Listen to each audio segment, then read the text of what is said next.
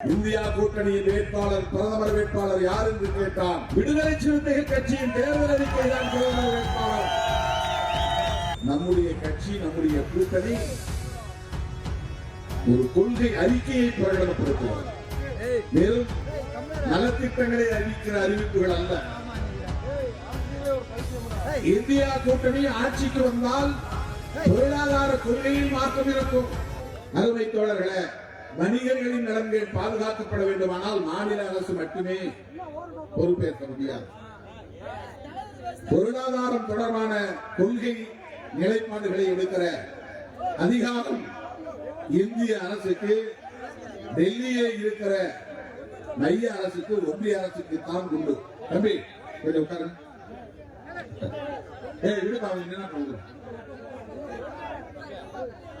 தோழர்களே, இந்திய ஒன்றிய அரசு இன்னும் ஒரு மாதத்தில் பாஜக அரசு வீழ்த்தப்படும், தூக்கி எறியப்படும். அதில் நான் நம்பிக்கையோடு இருக்கிறேன், உறுதியோடு இருக்கிறேன். பாரதிய ஜனதா கட்சியின் சார்பில் வேட்பாளர், பிரதமர் வேட்பாளர் யார் என்று சொல்லி இருக்கிறார்கள். அதுதான் நமக்கு மிகப்பெரிய பலமே. பிரதமர் வேட்பாளர் யார்? நரேந்திர மோடி. நரேந்திர மோடியே இந்தியா கூட்டணியின் வெற்றிக்கு காரணமாக அமைய போகிறார். இந்தியா கூட்டணியின் வேட்பாளர் யார் என்று கேட்கிறார்கள்.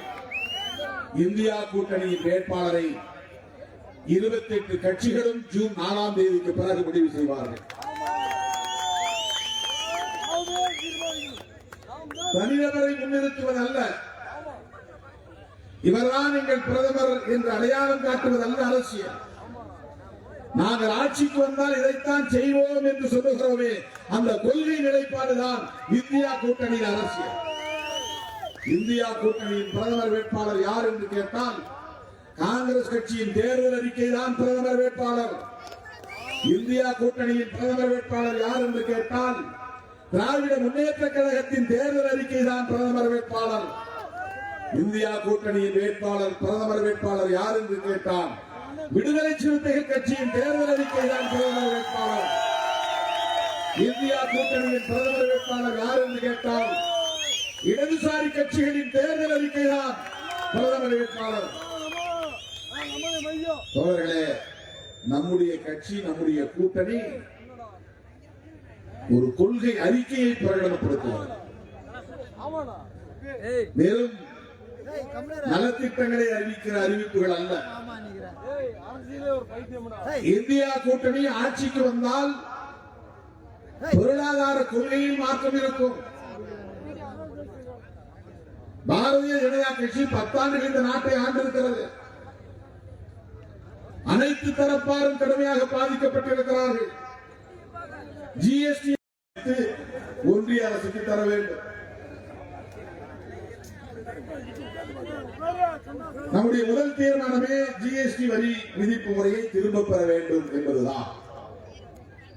தேர்தல் அறிக்கையில் காங்கிரஸ் கட்சி இதை நாங்கள் மறுபரிசீலனைக்கு உட்படுத்துவோம், மீளாய்வுக்கு உட்படுத்துவோம், மாநில அரசுகளின் கருத்தை கேட்டறிந்த பின்னர் ஜிஎஸ்டி வரி விதிப்பு 2.0 என்கிற அடிப்படையில் நாங்கள் புதிய நடைமுறையை கொண்டு வருவோம். ஆக விடுதலை சிறுத்தைகளின் கருத்தும், காங்கிரஸ் கட்சியின் கருத்தும், திமுகவின் கருத்தும், இடதுசாரிகளின் கருத்தும் ஒரே கருத்து, ஒரே நேர்கோட்டில் இருக்கிற கருத்து. பாரதிய ஜனதா அரசை தூக்கி எறிந்தால் மட்டும்தான் இது போன்ற வரி மூலம் மக்களை சுரண்டுகிற நிலை மாற்றப்படும். இந்த வரி விதிப்பால் சிறு குறு தொழில்கள் கடுமையாக நலிவடைந்திருக்கின்றன. சிறு வணிகர்கள் நலிவடைந்திருக்கிறார்கள். பல பேர் இந்த தொழிலை விட்டு, வணிகத்தை விட்டு வெளியேறும் நிலை ஏற்பட்டிருக்கிறது. நரேந்திர மோடி பிரதமரானதால், நரேந்திர மோடி அரசால் என்ன நடந்திருக்கிறது?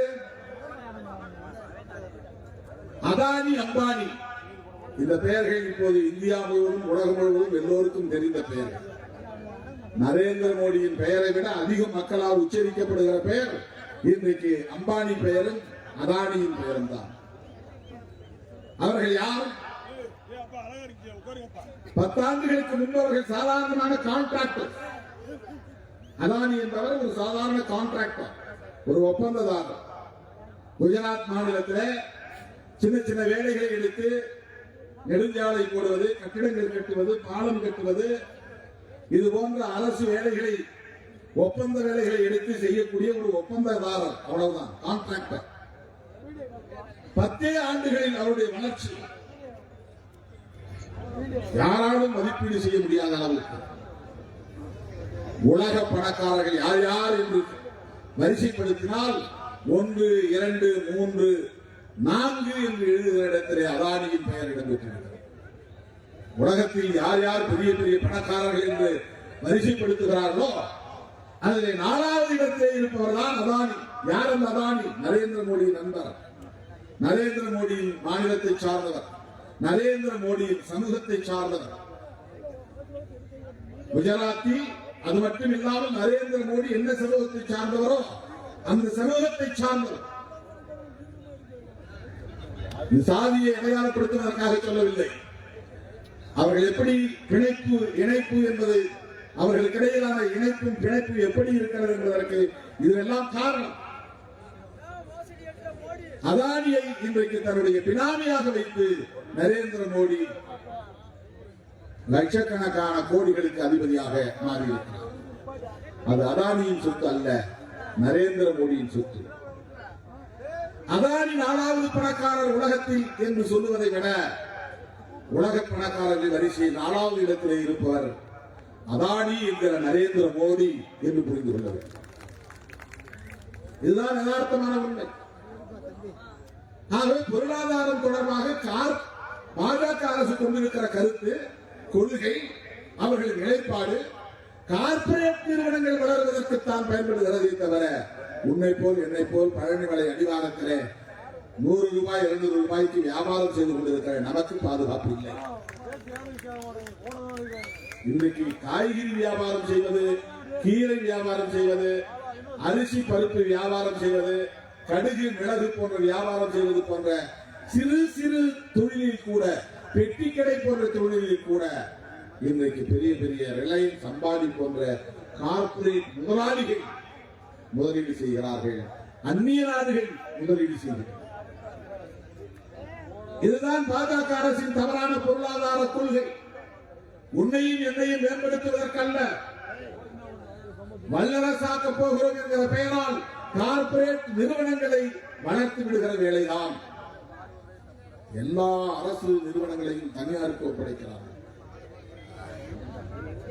விமான நிலையமா தனியாருக்கு, ரயில் நிலையமா தனியாருக்கு, துறைமுகமா தனியாருக்கு, இன்சூரன்ஸ் நிறுவனமா தனியாருக்கு, நிலக்கரி நிறுவனமா தனியாருக்கு, மின் உற்பத்தி நிலையமா தனியாருக்கு, எல்லாத்தையும் தனியாருக்கு தாரை வார்க்கிற ஒரு அரசாகத்தான் மோடி அரசு இருக்கிறது. இந்திரா காந்தி அம்மையார் இருந்த காலத்தில் தனியார் நிறுவனங்களை எல்லாம் அரசு வயப்படுத்தினார். ஜவஹர்லால் நேரு அவர்களின் காலத்திலும் அவருடைய மகள் இந்திரா காந்தி அவர்கள் காலத்திலும் ஏராளமான பொதுத்துறைகள் உருவாகின.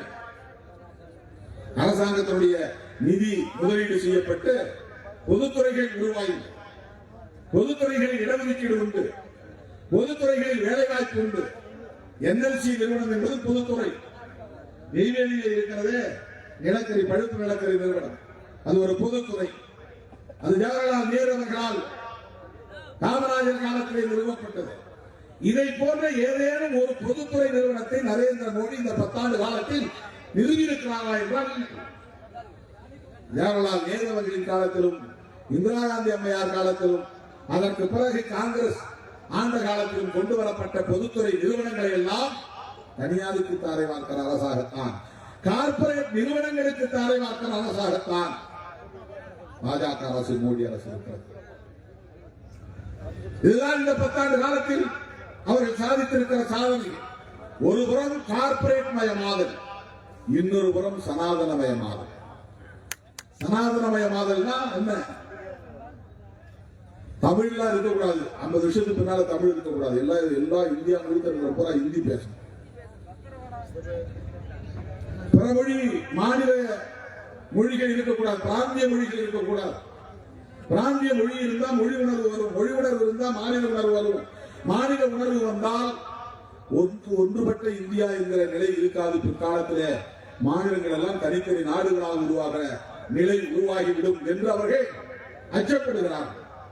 அதனால் ஒரே தேசம் ஒரே மொழி, ஒரே நாடு ஒரே மதம், ஒரே நாடு ஒரே கலாச்சாரம், ஒரே நாடு ஒரே மொழி. இதுதான் பாஜக அரசு. மோடி அரசின் நிலைப்பாடு இதுதான். 25-30 ஆண்டுகளுக்கு பிறகு, 50 ஆண்டுகளுக்கு பிறகு, 100 ஆண்டுகளுக்கு பிறகு இந்தியா முழுவதும் தமிழர் என்கிற இந்தி பேசுகிறவர் இருக்க வேண்டும், தெலுங்கர் என்கிற இந்திவாளா இருக்க வேண்டும், மலையாளி என்கிற இந்திவாளா இருக்க வேண்டும். ஆடு மாடு மேய்ப்பவனில் இருந்து கடைகண்ணிகளில் வேலை செய்யக்கூடியவன், வீட்டு வேலை செய்யக்கூடியவன் வரையில் அனைவரும் இந்தி தெரிந்திருக்க வேண்டும், பேச வேண்டும். அப்பதான் அவருடைய ஆட்சி தொடர்ந்து தக்க வைக்க முடியும்.